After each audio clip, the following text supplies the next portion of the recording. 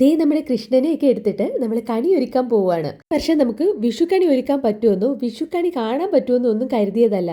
കാരണം ഈ വീഡിയോ എടുക്കുന്ന ഈ സമയത്തിന് 1 മണിക്കൂർ മുമ്പ് വരെ ഞാനും വിഷ്ണുവിൻ്റെ അമ്മയായിട്ട് ഹോസ്പിറ്റലിലായിരുന്നു.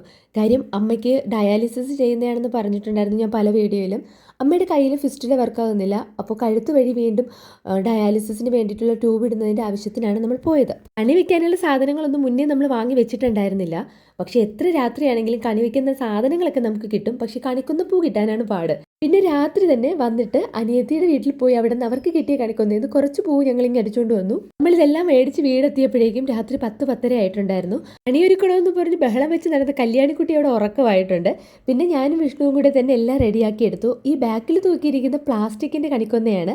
ഇതൊക്കെ ഉണ്ടെങ്കിലും ഒറിജിനൽ കണിക്കൊന്ന ഇല്ലെങ്കിൽ നമ്മുടെ വിഷുവിന് ഒരു പൂർണ്ണത വരില്ല. അങ്ങനെയാണ് പിന്നെ പാതിരാത്രിയാണെങ്കിലും നമ്മൾ അവിടെ പോയി സാധനങ്ങളൊക്കെ എടുത്തിട്ട് വന്നത്.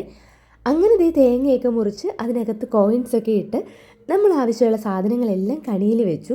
അവസാനം നോക്കിയപ്പോൾ എൻ്റെ കയ്യിലുണ്ടായിരുന്ന വാൽക്കണ്ണാടി കാണാനില്ല. ഈ തിരുവുടയാടയും വാൽക്കണ്ണാടിയും പിന്നെ ബാക്ക്ഗ്രൗണ്ടിലൊക്കെ സെറ്റ് ചെയ്യുന്ന സാധനങ്ങളെല്ലാം ഞാൻ കഴിഞ്ഞ വർഷമേ സൂക്ഷിച്ചു വെച്ചതായിരുന്നു. അതിൽ നിന്ന് എൻ്റെ വാൽക്കണ്ണാടി കല്യാണിക്കുട്ടി എവിടെ എടുത്തിട്ട് പോയതാണെന്നാണ് എൻ്റെ വിശ്വാസം. പിന്നെ എൻ്റെ കൈവശം ഉണ്ടായിരുന്ന മറ്റൊരു ചെറിയ കണ്ണാടിയാണ് ഞാൻ അവിടെ വെച്ചത്. വിഷുവിൻ്റെ തലേ ദിവസം സാധാരണ ഞങ്ങൾ എല്ലാവരും വിഷുവിനുള്ള സാധനങ്ങളൊക്കെ റെഡിയാക്കി വെക്കും. കണിക്കുന്ന പൂവൊക്കെ പറിച്ചു വെക്കും. അതിനുശേഷം നിലവിളക്ക്, ഇടിഞ്ഞില് കാര്യങ്ങളെല്ലാം കഴുകി വൃത്തിയാക്കിയൊക്കെ വെക്കും. എന്തായാലും ഈ വർഷത്തെ കണിക്ക് എപ്പോഴത്തെയും പോലെ നേരത്തെ കൂട്ടി പ്ലാൻ ചെയ്തൊന്നും ചെയ്തു വെക്കാനൊന്നും പറ്റിയിട്ടുണ്ടായിരുന്നില്ല. എന്നാലും സാരമില്ല, സമയപരിമിതിയൊക്കെ ഉണ്ടെങ്കിൽ പോലും നമുക്ക് സാധനങ്ങളൊക്കെ കയ്യിൽ കിട്ടിയത് കാരണം പിന്നെ നമ്മൾ രാത്രി ഒരുപാട് നേരം നിന്നാണെങ്കിലും ഞാനും വിഷ്ണുവും കൂടെ എല്ലാം ഒരുക്കി തയ്യാറാക്കി. അപ്പോൾ ഈ കാണുന്നത് പോലെയാണ് ഞങ്ങൾ ഇവിടെ കണി ഒരുക്കിയിരിക്കുന്നത്.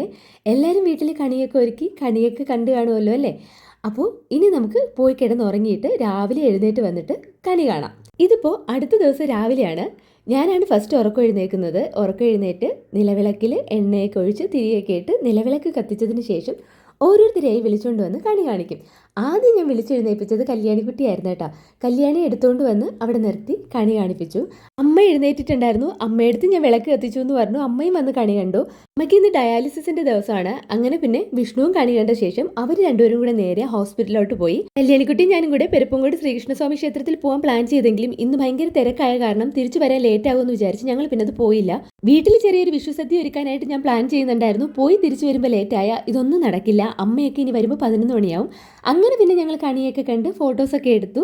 ഇനി അടുത്ത വീഡിയോയിൽ കാണാം. ചാനൽ ഇഷ്ടപ്പെട്ടാൽ സബ്സ്ക്രൈബ് ചെയ്യാനും ലൈക്ക് ചെയ്യാനും കമൻറ്റ് ചെയ്യാനും മറക്കണ്ട. അപ്പോൾ എല്ലാവർക്കും ഹാപ്പി വിഷു.